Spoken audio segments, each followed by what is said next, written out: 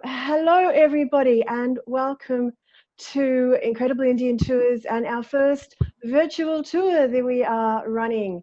We plan to run a series of these virtual tours over the next few months so that when you are in a position to come traveling again to the subcontinent, you'll have a bit more of an idea of where you might like to go to. Now, today we are going to be running a virtual tour through the state of Gujarat, an amazing part of India, which I'm sure you will realize after you have seen what we're going to show you this morning. And joining me today to help show you around Gujarat is our guide who lives in Ahmedabad, Nirav Panchal. So good morning, Nirav. Hey, good morning. Good morning, namaste. So without further ado, I'd like to run you through what you might get to experience if you come traveling to Gujarat with us. So this is Gujarat. It is the westernmost part of India. It's a fairly large state. It's actually the fifth largest state by area in India, with just the ninth largest population of any state. It has the largest coastline in the entire country, taking up 24% of India's entire coast. The capital is actually Gandhinagar, but you may know the main city, largest city, which is Ahmedabad. The two are basically together. They're only about 23 kilometers apart. They form one large conglomerate city in the mid-eastern part of the state. Now, today I want to show you through parts of Gujarat that I think make it such an incredible part of India to travel to. There's the World Heritage Sites.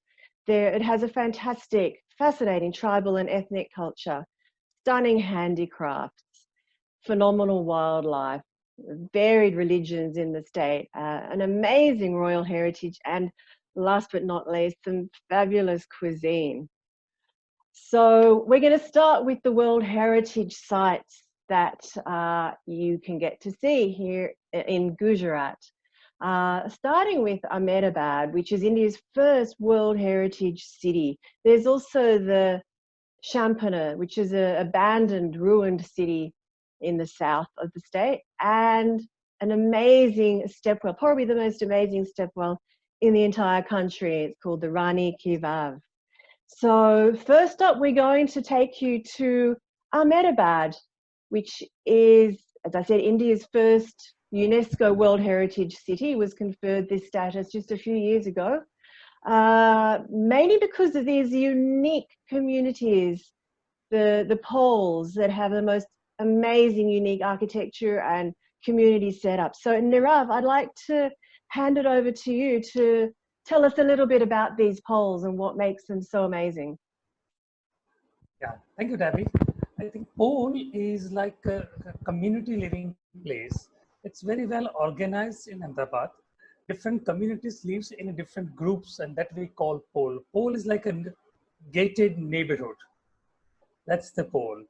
And unique thing of Ahmedabad is a still living heritage city. It is active with all this architecture, culture. We have been documented Ahmedabad city from 2011, so it's a well documented city, well designed according to Vastu Shastra.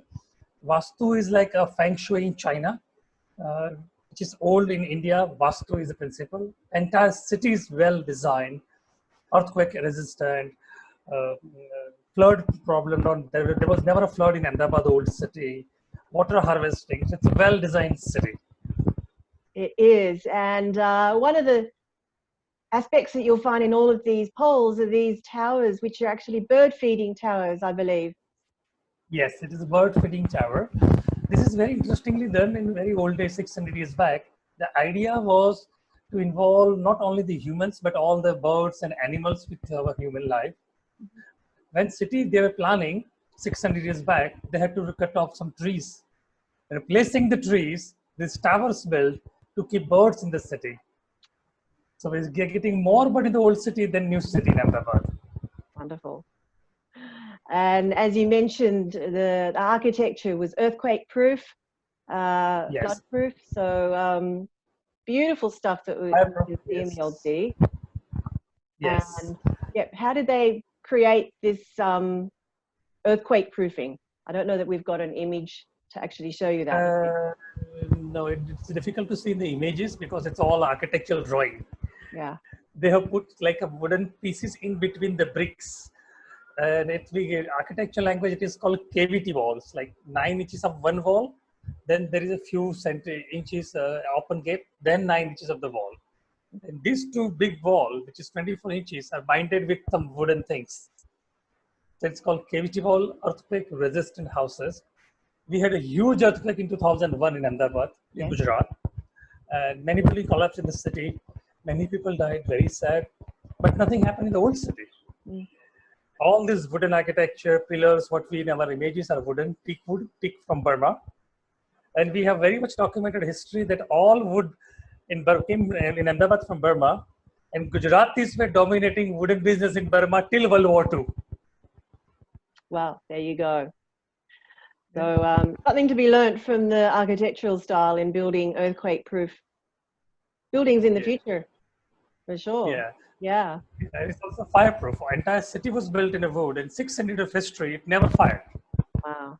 Yeah, it's an amazing. Well, UNESCO thought it was amazing enough to give it the first World Heritage City in India, and you must come to Ahmedabad and visit it. It's really quite fascinating.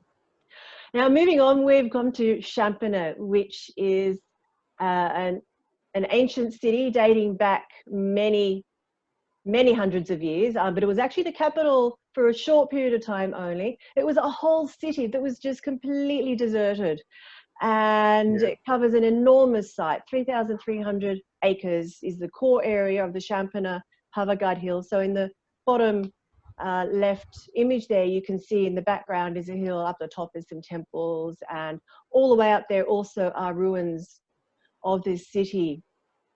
So it's really quite amazing. This image was taken in 1879.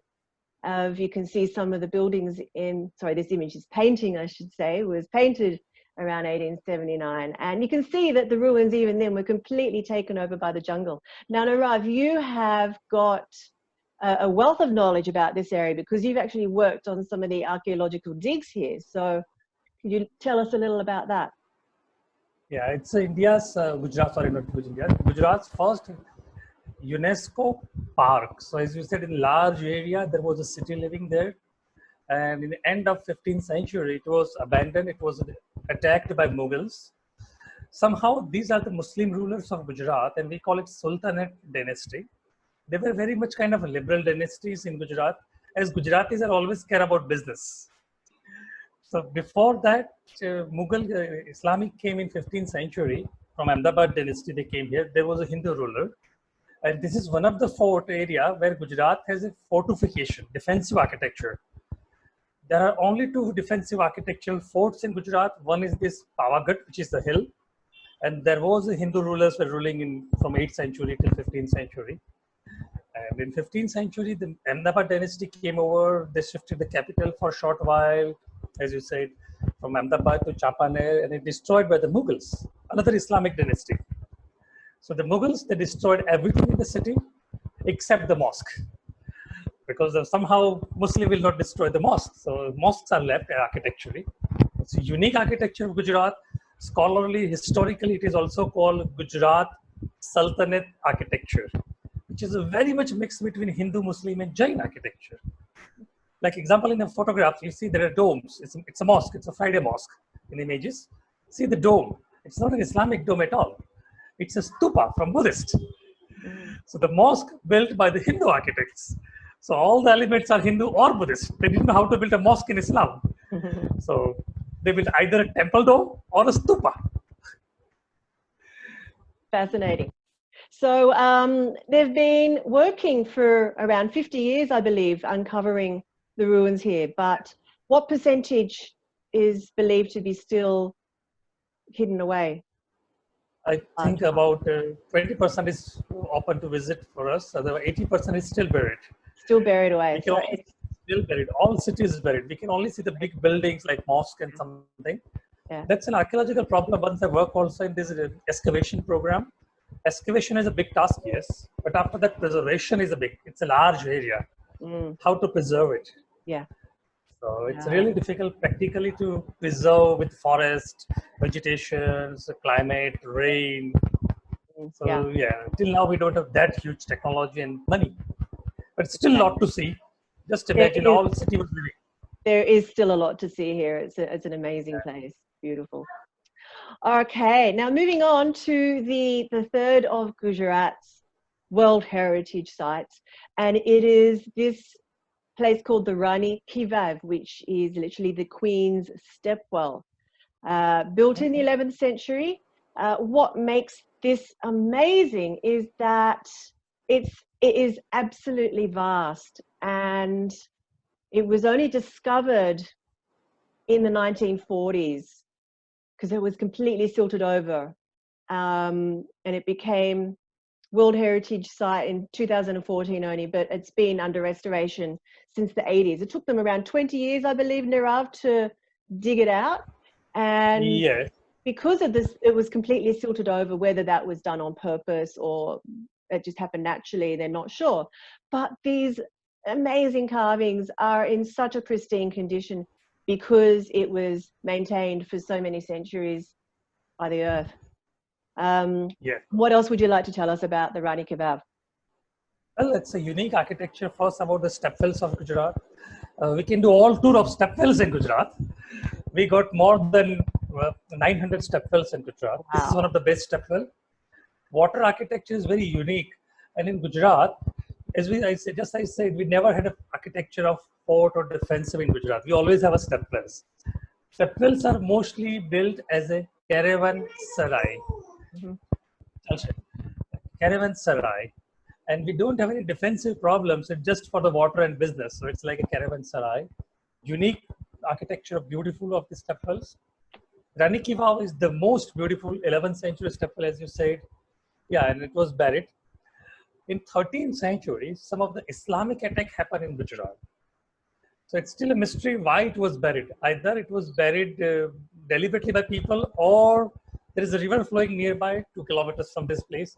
The river might have flooded it. But at the time of excavation, we found a cell from the river. And it was a jackpot. It's still a Yeah. lot to see. All Patan is buried. Yeah. Yes, that's right. The city nearby is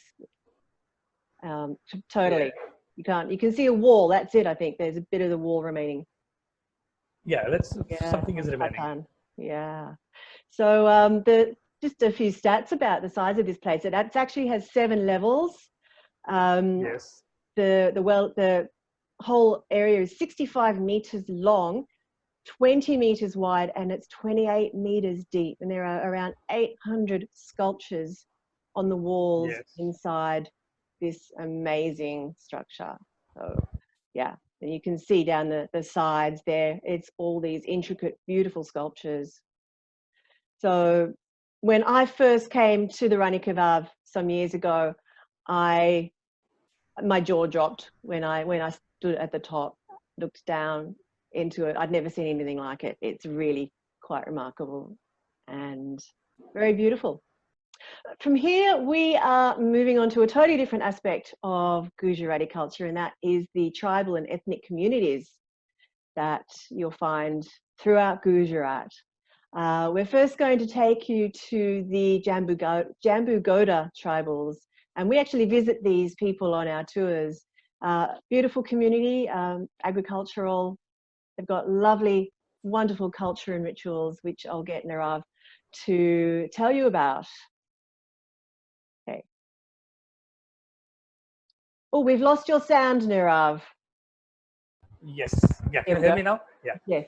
Yeah, there are quite a few other tribes living in Jambughoda. Jambughoda is near Champaner. It is.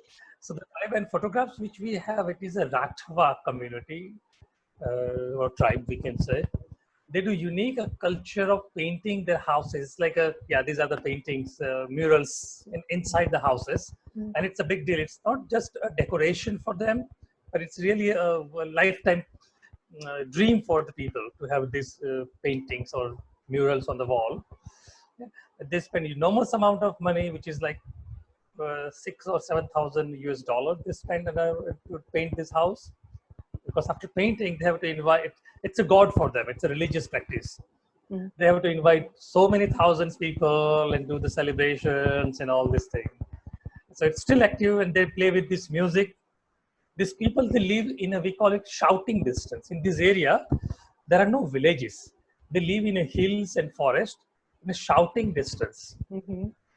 Each of the house has this big kind of drums, and they have a different rhythm to communicate with shouting in the drum distance. Like celebration rhythm, this particular is a celebration. Dum, dum, dum, dum, dum, dum.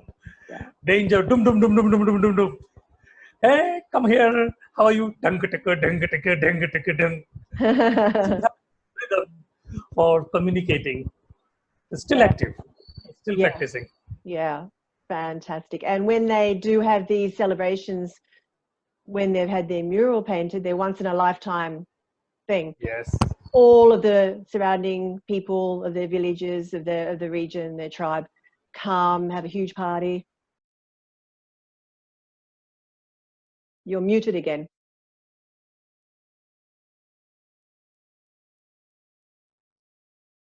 I can't hear you, Nirav. Yes. Yes. Sorry, Debbie. Some breaking here. Yeah. Yeah. Sorry. So what was the question again? That they all come from the surrounding areas, the surrounding tribal people come to have a celebration, a huge celebration when they do get this mural, Yes. when they save Yes, up enough they do. money to have their mural painted. It's a big party. Yes. Yes, they do. Yeah, it's a big party, and it's great things. So if we're lucky and we found some new painting going on the same day, we can go and visit it. Yeah, yeah. So they're beautiful people. This gentleman here had something like 40 grandchildren. Yes, he got 40 grandchildren, 7 sons, Yeah, 3 daughters, and 40. yeah. Yeah, so they do. Earlier days, they don't have any kind of entertainment in the villages. So the entertainment for them is making a kids. Obviously. Yeah, so very friendly, welcoming people. They were lovely to go and visit. Really enjoyed our time there. Now, moving into the western part of Gujarat is the region known as Kutch. Kutch has an incredible wealth of ethnic culture, many different groups, more than 30 different groups there. They're very famous for their handicrafts and live very traditional lifestyles. These are some of the different groups, some of the different people that you get to see out in Kutch. As I said, they're well known for their embroidery, which here in neighboring Rajasthan is very famous for its handicrafts and embroidery. And you'll find a lot of these sorts of things in the shops, which are actually not Rajasthani at all. They're Kutchi. They're from Gujarat. Very beautiful. And fortunately, they're doing a lot of preservation of these skills and traditional lifestyles. Could you tell us a little bit about that, Nirav? Yeah, there are 9 different type of embroideries being practicing in Kutch. And in Rajasthan, there are 3 type of embroideries, but mainly Gujarat has 9 different main. Then there are sub type of embroideries. Different communities are using a different type of embroideries, and it is not just a decoration for them, but it is a life. It's a culture for them. The identity of the people, by looking at the dresses, we can identify the people. Like this photograph which we have, this is called Meghwal community embroidery. They live in the middle of desert. So look at the colors. As it somehow the embroideries and the colors are according to the geographical location they live or the profession what they do is. Yeah.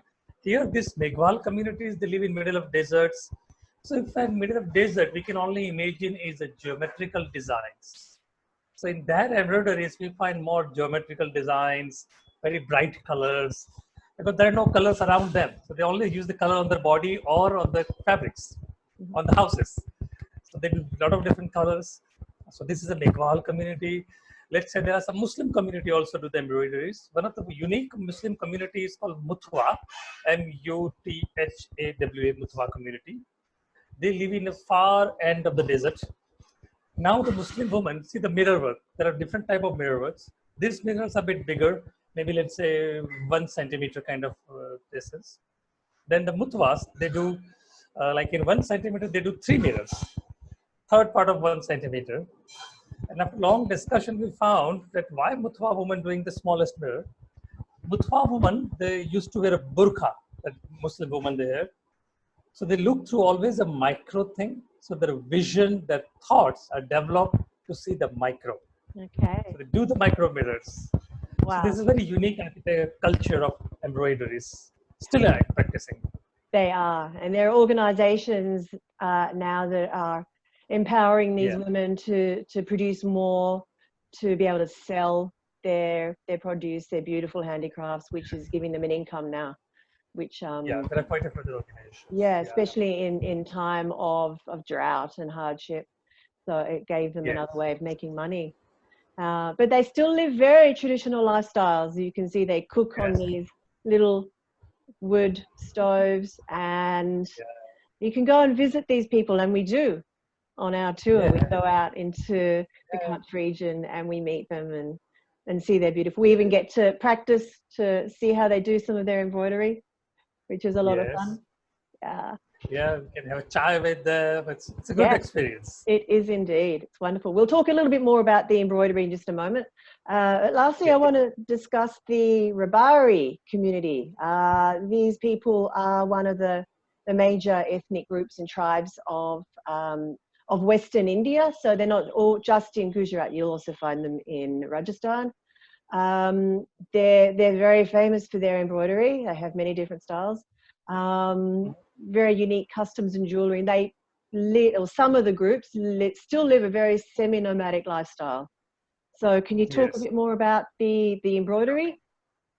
Yeah, sure. Rabari communities are community living in Gujarat and Rajasthan area. And there are many subgroups of Rabaris. So these particular images of Rabaris are Kutchi Rabaris. Kutchi Rabaris, mostly Rabari communities are living with animals. So they do business with animals. Somehow milk business. These Rabaris are animal breeders. They breed the animals. Earlier days, they were breeding in camel and sheep or goat. So they have based in Kutch, but out of year, 12 months, maybe 8 or 9 months, they spend out of the home. They go out on voyage. They go up to Rajasthan and central India, Madhya Pradesh, to sell the animals. So also they go with the women. So this is a woman crew. Normally, man crew, they go ahead to sell the animal. Then woman crew go behind or sometime earlier, set up a camp for evening. And they're all doing from generations. So they know the location where to end. Also, they have a very interesting relationship with the local farmers. They travel in different seasons. So their animals like sheep and goats, they eat the crops from the farms after harvesting. So they clean the crops. The sheep and goats, they make poo in these farms. So it's become a good fertilizer for farmers. So it's a win-win situation. Yeah.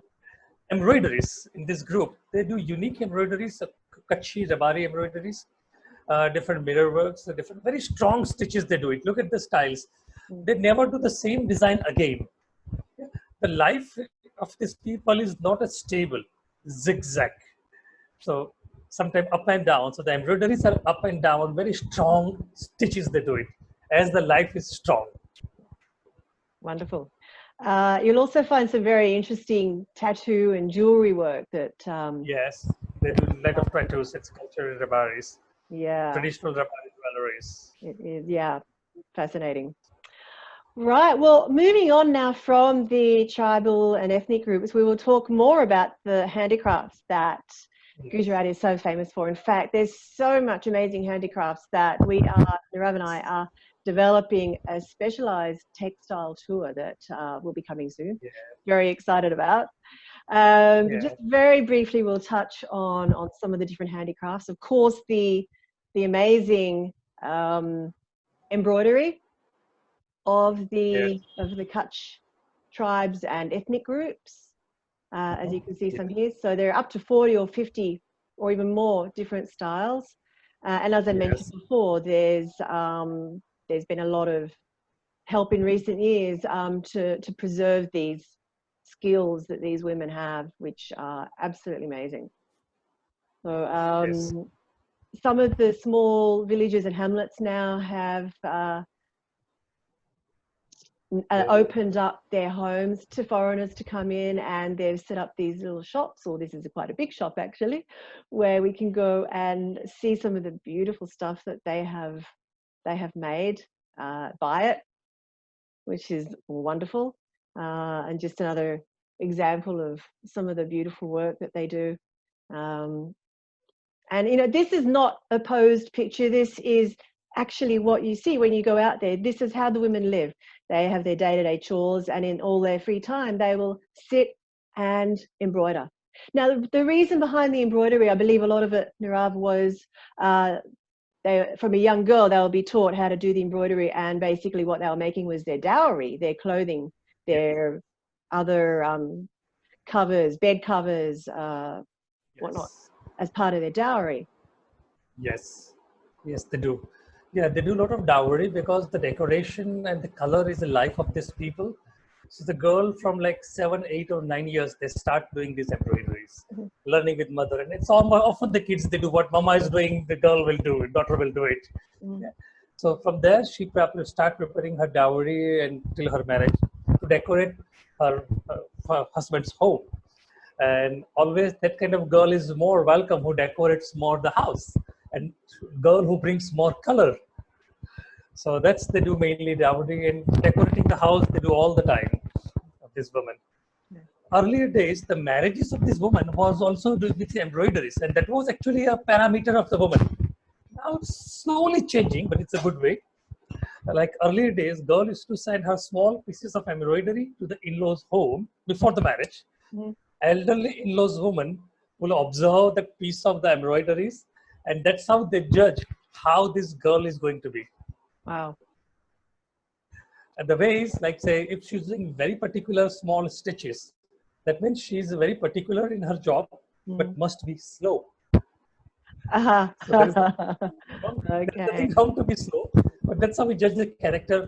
We can read embroideries with different characters. That's true. We can experience how to read the embroideries. Mhm. Like in the Western culture, we have some expert, those who read the handwriting or signature, and Mhm. they tell the character of the person. It's like a character of the person, which reflects in the embroidery. Wow. Amazing. Thank you for that. All right. Well, we're going to leave the embroideries behind now and move on to another amazing craft skills, some other amazing crafts and skills out in Gujarat, which is the indigo dyeing and block printing. Please tell us more about this, Nira. Yeah. Yeah, this is one of the unique block printing in Gujarat, Kutch. It is called Ajrak block printing. So far in India, there are two traditional type of block printing. One is in Rajasthan near Jaipur. This is in Kutch. This is called Ajrak print. That means resist printing. Technique different, motif different, everything is different. Resist meaning stamping. The stamp part will resist the part, and then we dye the fabric. So the other part will get the color, not the stamped resist. It's not a simple, it's a quite complicated process. It is. Indigo. Indigo is one of the colors in Gujarat. Traditionally, they've been doing. The oldest trace of indigo we found in archaeological proof in Indus Valley civilization. Gujaratis, Kutchi people were the oldest indigo traders in the world, one of the oldest traders in the world. So they do a lot of indigo things in Kutch. We still get indigo plants in Kutch. Somehow it's now, they don't go for harvesting, they buy it from the different people. But yeah, indigo block printing. Mm, yeah. So beautiful things that you can see Yeah. out there. And indigo has now become very popular in all Indian ethnic clothing, fashion, as it is around the world. There's a whole nother story of indigo, which I won't get you to tell us now because it's much too much information about it, but it's wonderful to see it when you're out there. Lastly, there's Yeah. not just these amazing block prints and indigos and embroideries, but there are many other handicrafts in Gujarat that we'll get to simmer out there. For example, these bell makers. Traditionally, the camel bells, cowbells. Yes. That is a craft that they're still making, and they make great souvenirs. They make all sorts of like wind chimes from them, which are very cool. This is the remind me again the name of this beading. Angalya weaving. Which is from an area near Muli, which is central Gujarat, an area we stay. And lastly, I wanted to talk about the patola weaving, the double ikat, which is an amazing art form to see them make. Can you very briefly tell us how they do this? Oh, that's a pattern. It's a very unique craft. So Gujarat, we have not only embroideries, but other related crafts. This is one of the unique weaving in pattern.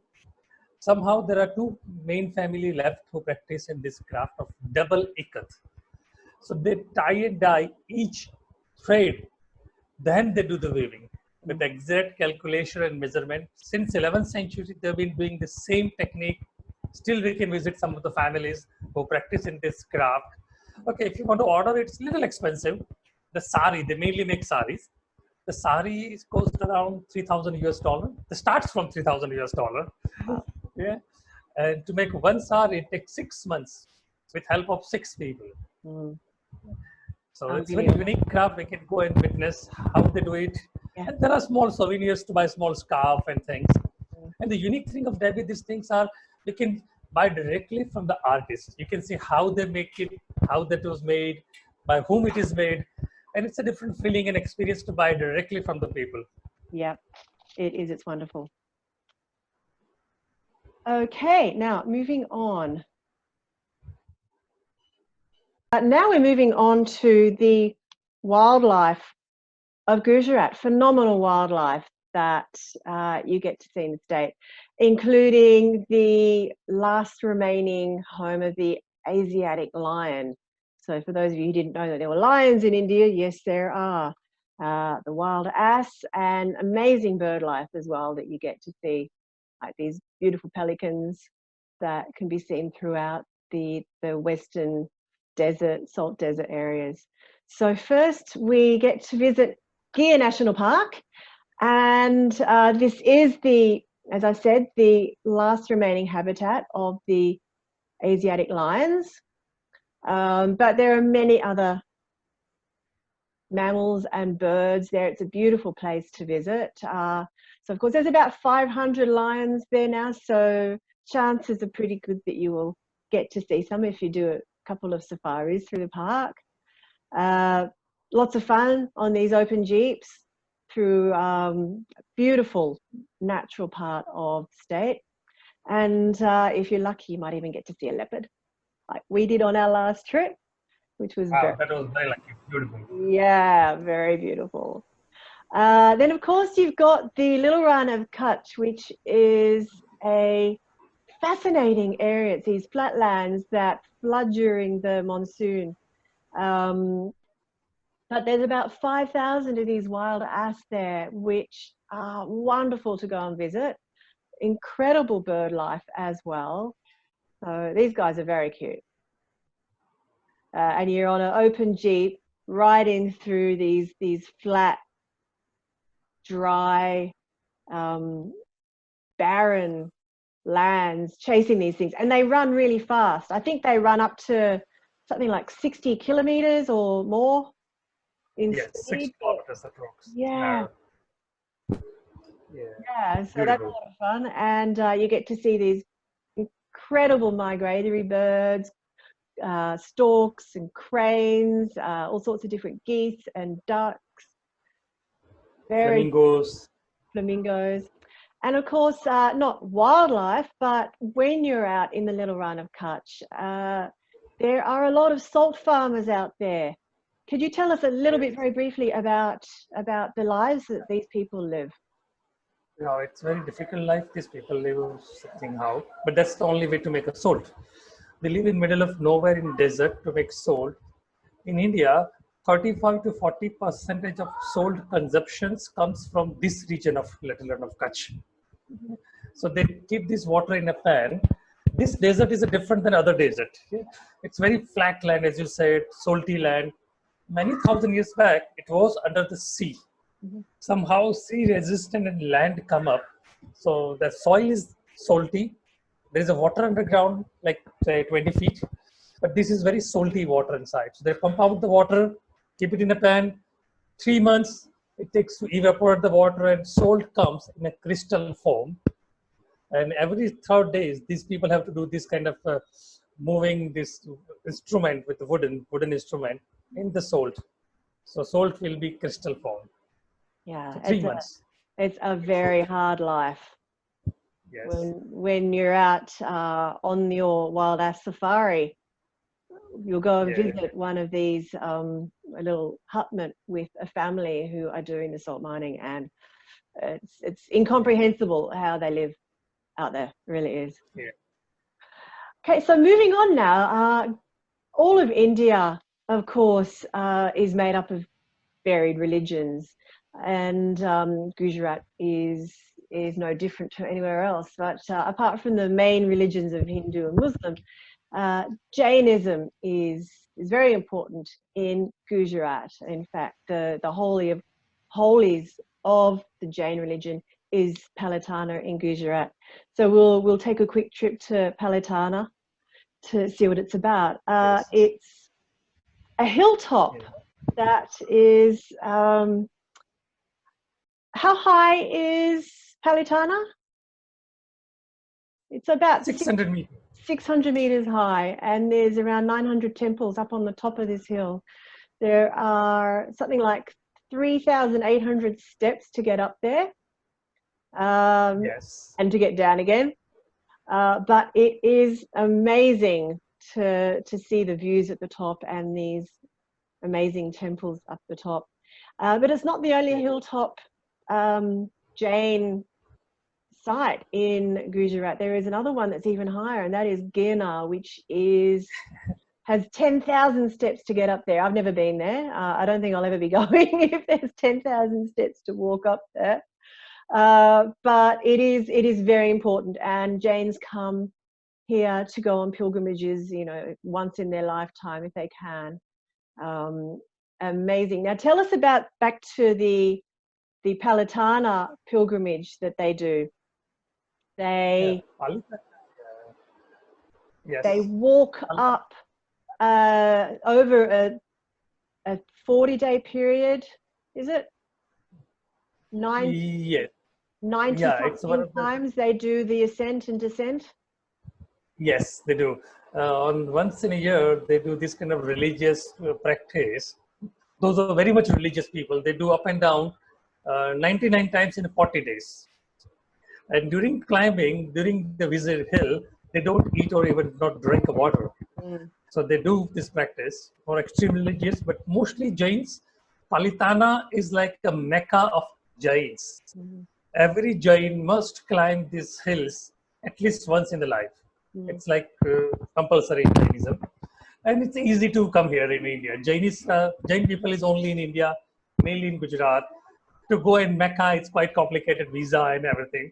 It's easy to travel within India for Jains. It is. So they travel at least, most Jains, they travel once in a year to go in these temples and visit. It's like a temple city. As you said, 900 temples, only on one hills. Yeah. The temple in photographs are 11th century. That's an oldest temple complex. 9 complexes we have, the oldest is 11th century. That's a 11th century complex, what we are looking in our images. Yeah, it's quite something. And I'll tell you a little secret too, you don't actually have to walk up. There are men at the bottom of the hill who have these swing chairs, like they call them a dolly, and you can actually pay them. And you pay them very well, let me tell you. They're making good money by this, and they'll carry you up. So you can walk a bit, you can get in the chair and let them carry you for a while. And trust me, if you ever come to Palitana and you're not a Jain and you don't want to walk to get the benefit of doing the pilgrimage, but you still want to get to the top, pay the money and take the chair. It'll save you a lot of pain from sore legs afterwards. Yeah, it's also good to help those who are there. Yeah, it does. It helps. It gives them employment. They're there anyway, so you may as well give them the job when you go. Now, moving on to the Muslim heritage of Gujarat, of course, we've been to Ahmedabad and it has a wealth of amazing mosques. There's also another site called the Sakaj Rosa in Ahmedabad. And we've also visited Champaner, the city of Muslim ruins. So in Ahmedabad, there are some beautiful architectural gems that have been left behind from the Muslim rule over the centuries there. This, of course, is another image of Champaner and one of the main mosques there. Then we move into the Hindu world in Gujarat, and there are, of course, India being predominantly a Hindu country, there are Hindu temples everywhere. One of the important sects of Hinduism is the Swaminarayan people, and they have their main ashram, it's their headquarters in Ahmedabad. There are temples throughout the state.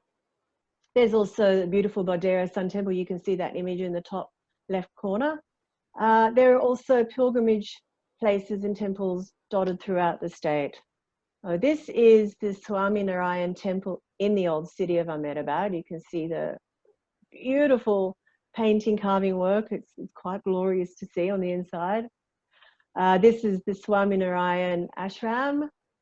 If you've ever been to Akshardham in Delhi, that is the Swaminarayan group.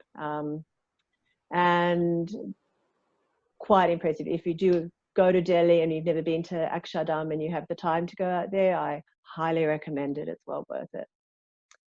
This is another image of Modera, the ancient Sun Temple, which I think should be a World Heritage Site. I'm sure that one day UNESCO will add it. How old is this, Nirav? It's an 11th century temple. 11th century. The water tank, water body. It's a very 11th century discotheque is there. Very unique architecture of Hindu temple practicing. Yeah, it's very beautiful inside, and it's just near Patan where the Rani kebab is that we were discussing earlier. Yes. And this is a shot of a temple called in a place called Somnath, and it's very important for Hindus. In Hindu mythology, there are believed to be 12 what are called Jyotirlingas. These are stones that were believed to have come out of the earth that were representations of the god Shiva. And the first and the most important of those was here in Somnath, and this temple houses that stone lingam. So there are other very important places nearby in Dwarka, on the very western tip of the state of Gujarat, is one of the what's known as the Char Dam, the 4 Char Dams, which is the westernmost, easternmost, northernmost, southernmost points of India that Hindu pilgrims will also go and visit. So these are just 2 of the pilgrimage sites for Hindus in Gujarat. So lots of interest to see there. Now moving on, we are now going to have a look at some of the heritage, the royal heritage that Gujarat has to offer. There are over 200 erstwhile princely states. In fact, at independence, there were 217 princely states in existence in 1947. Now, many of these are now heritage hotels, and unlike in other parts of India, specifically Rajasthan, where many of the hotels have now been turned into 5-star luxury resorts, the hotels in Gujarat are still very modest. You'll often have the king and the queen, the past rulers, who still run the place, and they're your host when you go and stay in these places. It makes it a very unique situation. So not all of them are hotels. On your top left there is a town called, is a palace called Morbi. Here's another amazing image of it. Was a hotel for a while, it's closed down now.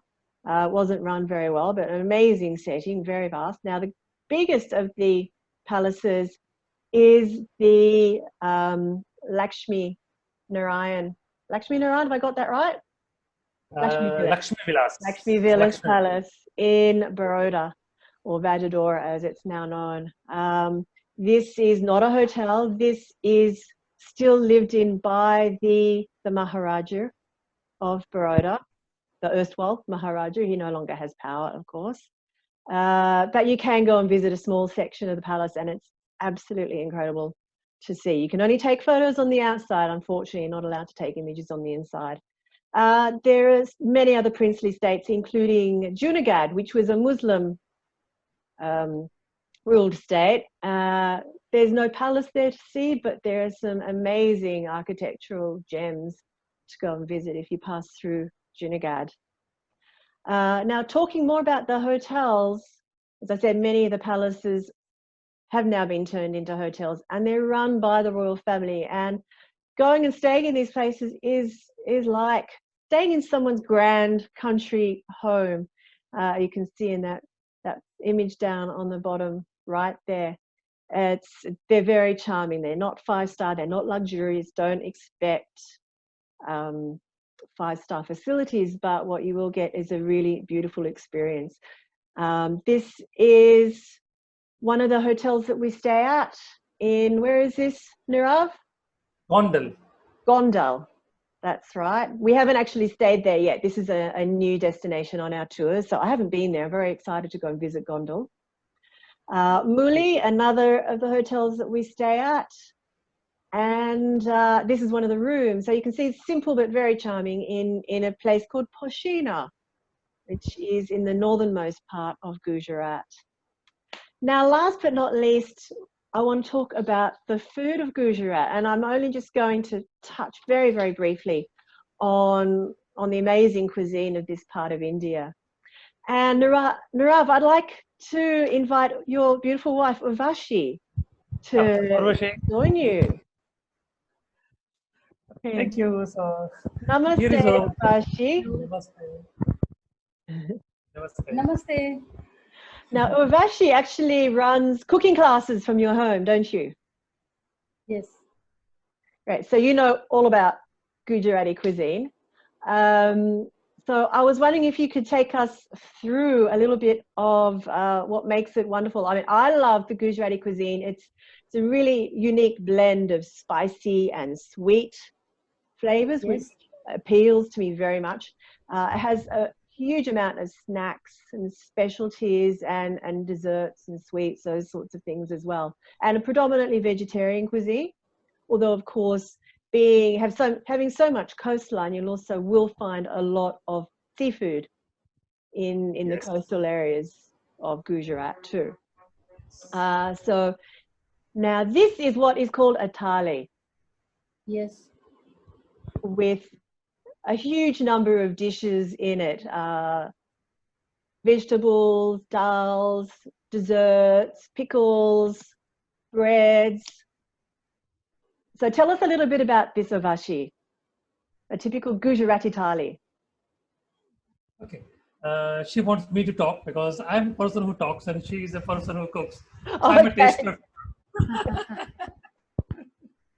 Well, so Gujarati thali has a unique idea. Like, see, each bite should be different. That is an idea behind the Gujarati cuisine. Like, we eat mostly vegetarian food. So every cuisines, everyday food, we have like one pulse, dal or any lentils, one seasonal vegetable, bread. It can be different varieties of bread, roti, puri, chutneys are there. So that each bite is a different. Like one bite we take with one vegetable, then second bite with some pearls, lentil, third we eat some dal, it's like a soup, then mixed together.